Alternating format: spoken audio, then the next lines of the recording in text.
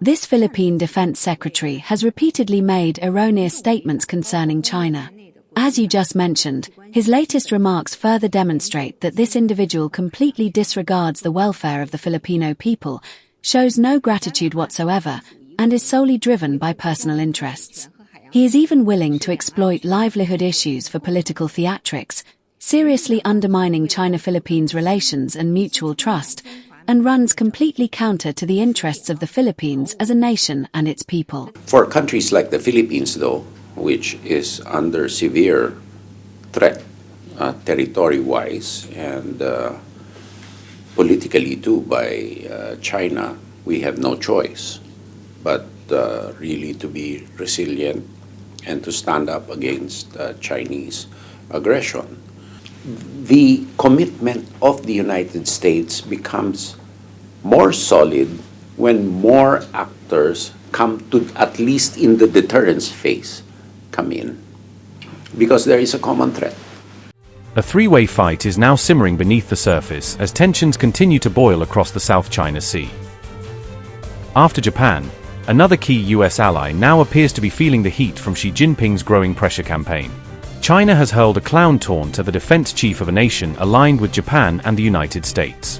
Is Trump dancing around the dragon? America's top diplomat is now speaking out on Washington's Taiwan policy. Amid simmering tensions in the South China Sea, China and the Philippines are now locked in an escalating war of words. China strongly condemned remarks made by the Philippines defense chief during the recent Shangri-La summit in Singapore. Beijing accused Gilberto Teodoro Jr. of deliberately undermining bilateral relations between China and the Philippines. The defense secretary is known to vilify Beijing, claimed a spokesperson from China's Ministry of Foreign Affairs. China further urged Manila to either sack its defense chief or take corrective action against him. The sharp rebuttal from Beijing came after Teodoro claimed the Philippines faces a growing threat from China. The Manila defense chief also dismissed Chinese assistance, including fertilizer and fuel support provided to the Philippines. Japan and the Philippines, bypassing China, unilaterally initiated so-called maritime boundary delimitation negotiations, which seriously violate international law, including the UN Convention on the Law of the Sea and the basic norms of international relations, and severely infringe upon China's maritime rights and interests. China will never allow this. Both sides of the Taiwan Strait belong to one China. Safeguarding national territorial sovereignty and maritime rights and interests is the common responsibility of all Chinese people on both sides of the strait. The DPP authorities, in pursuit of their own political gains, have not hesitated to betray the overall interests of the Chinese nation, showing utter disregard for their roots and having no bottom line. This once again exposes that the Taiwan independence forces have completely lost their national stance and have become utter national traitors, which will inevitably be spurned by compatriots on both sides of the Taiwan Strait and subject to historical reckoning. This Philippine defense minister has repeatedly made fallacious statements about China. His latest remarks, which you just mentioned, once again demonstrate that he completely disregards the well-being of the Filipino people, has absolutely no sense of gratitude, and only pursues personal gain. He even goes so far as to use livelihood issues for political grandstanding, seriously damaging China-Philippines relations and mutual trust, and is completely contrary to the interests of the Philippine nation and people. The Philippines should seriously reflect on this. If such a person is allowed to act with impunity, how can China continue to provide the Philippines with supplies and assistance? Who ultimately pays the bill? Whose interests are being harmed? Philippine leaders have repeatedly stated their willingness to properly handle differences with China and promote the easing of bilateral relations. We hope the Philippines will be consistent in word and deed, strictly restrain the words and actions of its officials, and not allow a few clowns to repeatedly undermine efforts to stabilize bilateral relations. The issue of Taiwan's external relations should be handled in accordance with the One China principle. Hyping up external threats to justify military build-up and preparedness is a common tactic of Japanese militarism. International documents such as the Potsdam Declaration clearly stipulate that Japan must completely disarm and cannot maintain industries capable of rearming itself. This is Japan's international legal obligation. However, Japan's lifting of the ban on the export of lethal weapons, strengthening of its military industry and accelerated shift in its security policy towards an offensive posture bear a striking resemblance to the pre-World War II militaristic preparations for war. The lessons of appeasement and tolerance of militarism in history are painful. The warning is still fresh. Once the Pandora's box of militarism is opened, no one can remain unscathed. Ultimately, it will breed a tiger that will eventually turn on them. For countries like the Philippines, though, which is under severe threat, territory-wise and politically too, by China, we have no choice but really to be resilient and to stand up against Chinese aggression. The commitment of the United States becomes more solid when more actors come to, at least in the deterrence phase, come in, because there is a common threat. So no matter how they sugarcoat their assistance to us, it doesn't cut the mustard, so to speak, because I mean, the actual demonstration of good faith in a on a long-term and impactful basis is absent. It's actually guileful. So it's best, to let things evolve as they are. Philippines now is in a highly toxic and highly charged political environment. So it's best for me, for my duty to my country, to stick with what I'm doing. The defense chief's remarks appear to differ significantly from the approach taken by Philippine President Ferdinand Marcos Jr. According to reports, the Philippine president has indicated he remains open to resuming discussions with Beijing. The proposed negotiations would reportedly focus on developing natural gas resources in the South China Sea. This heated exchange also comes as Japan and the Philippines agreed to launch maritime boundary discussions.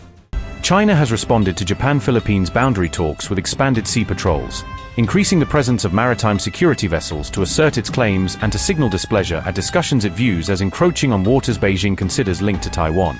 Chinese Coast Guard vessels carried out patrols in waters east of Taiwan on June 1st, moving through strategic sea lanes and conducting visible operations intended to deter rival activity and monitor approaches to the island. The development was reported by the South China Morning Post on June 1st, which cited official and open-source tracking that documented the uptick in Chinese maritime movements around the sensitive area. China launched the countermove after Japan and the Philippines began discussing waters east of Taiwan, treating those negotiations as a challenge to Beijing's asserted maritime rights and responding with patrols and warnings to reassert control. Beijing views Taiwan as part of China and therefore lays claim to the waters around the territory, a stance that underpins Chinese maritime activity and shapes its responses to any foreign presence or bilateral deals in the region.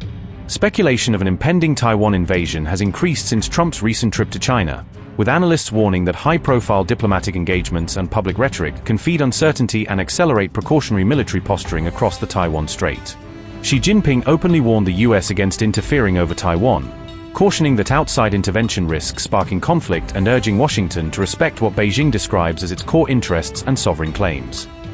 The spokesperson of China's Coast Guard said, and I quote, "This is a necessary action taken in response to Japan and the Philippines' unilateral announcement of the launch of maritime boundary delimitation negotiations in waters east of China's Taiwan Island, which seriously infringes upon China's territorial sovereignty and maritime rights and interests. We urge Japan and the Philippines to immediately cease all illegal actions that infringe upon China's sovereignty and rights." Unquote. China said it would continue to strengthen control over relevant waters, pledging to increase patrols, enforcement activities, and maritime presence to assert its claims and deter what it views as unauthorized foreign actions. Beijing added that it would safeguard territorial sovereignty and maritime rights, vowing to use diplomatic, legal, and operational measures to protect what it describes as core national interests and to resist any attempts to undermine its jurisdiction at sea.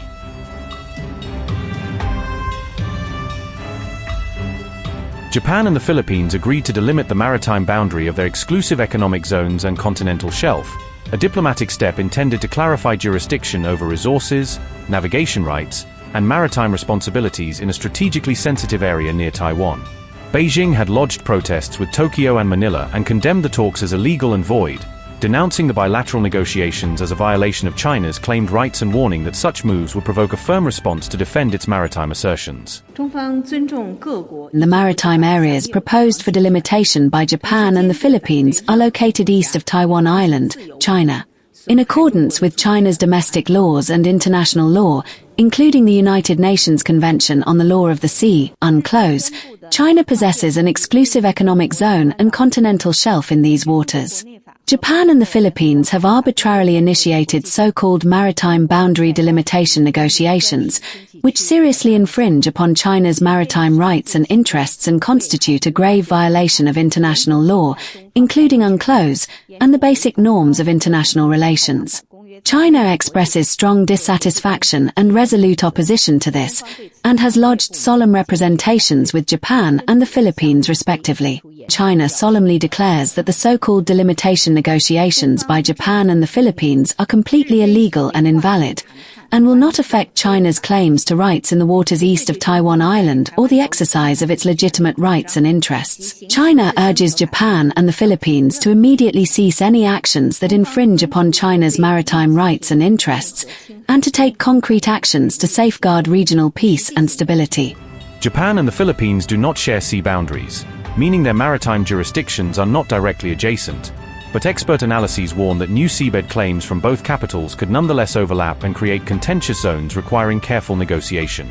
Both Japan and the Philippines are looking to extend their continental shelves beyond 230 miles, filings and preparatory mapping suggest, a move meant to secure additional seabed rights for resource exploration and legal entitlements under the law of the sea.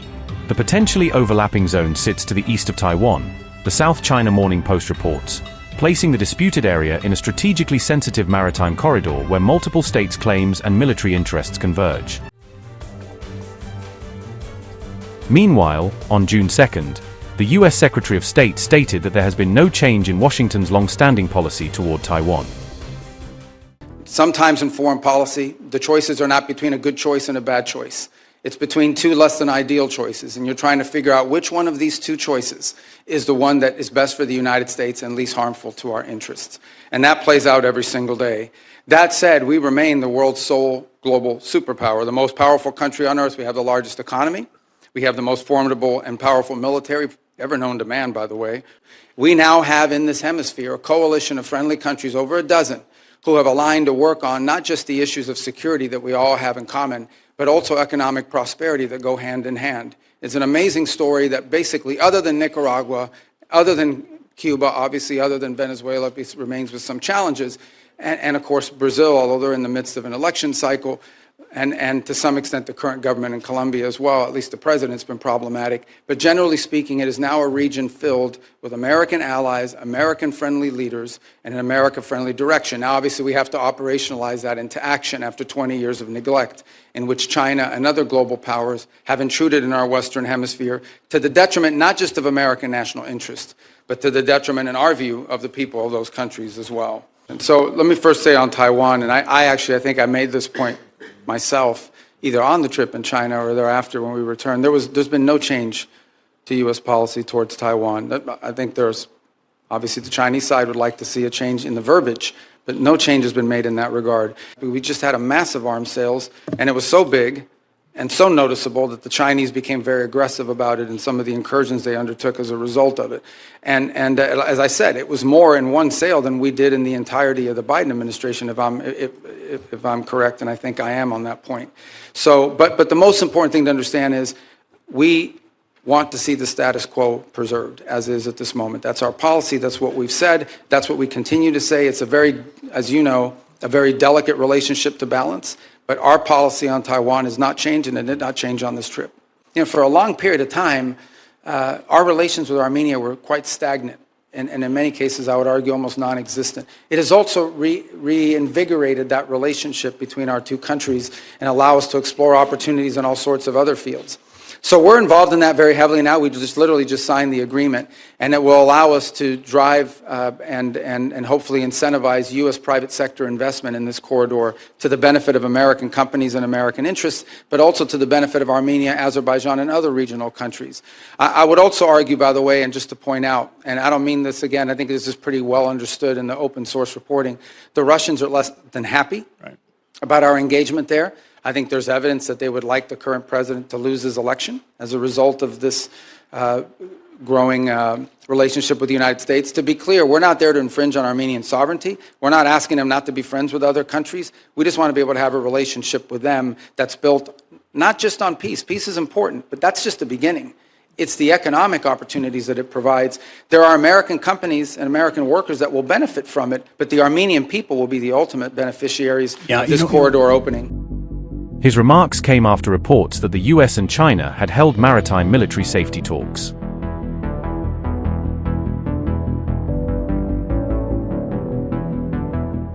According to reports, Chinese and US military officials held maritime safety talks in Hawaii on May the 28th and 29th. The meeting marked the first formal round of military-to-military communication since Xi Jinping hosted Donald Trump, signaling a cautious attempt to reopen high-level defense channels. Senior U.S. officials from Indo-Pacific Command, the Pacific Fleet, U.S. Air Forces and the Coast Guard all attended the talks, underscoring Washington's multi-branch approach to maritime safety. China's PLA Navy said both sides conducted candid and constructive exchanges based on mutual respect, suggesting that the discussions directly addressed points of friction rather than avoiding them. Beijing explicitly linked the Hawaii talks to strategic understandings reached during the recent Xi-Trump summit, portraying them as a concrete follow-up to leaders-level diplomacy. During the meeting, China reiterated its opposition to what it calls actions that threaten its sovereignty under the banner of freedom of navigation, especially in contested maritime zones. The PLA also condemned what it describes as close-in reconnaissance and military provocations near Chinese territory, accusing U.S. forces of operating too close to its claimed boundaries. For its part, the U.S. said commanders focused on ways to prevent unsafe and unprofessional encounters at sea, including clearer communication and behavior rules for frontline units. The talks took place against a backdrop of rising tensions in both the South China Sea and East China Sea, where several U.S. allies are locked in territorial disputes with Beijing. Despite the Hawaii meeting, China and the U.S. continue to trade accusations over their respective military activities across these disputed waters, highlighting how fragile the current de-escalation efforts remain. During the talks, China also claimed it had driven away a Dutch frigate operating near the disputed Paracel Islands, framing the incident as an example of its resolve to enforce what it sees as its maritime rights. Beijing accused the Dutch vessel of increasing the risk of misjudgment and escalation in the area, a charge that The Hague firmly rejected, insisting its ship was acting lawfully in international waters.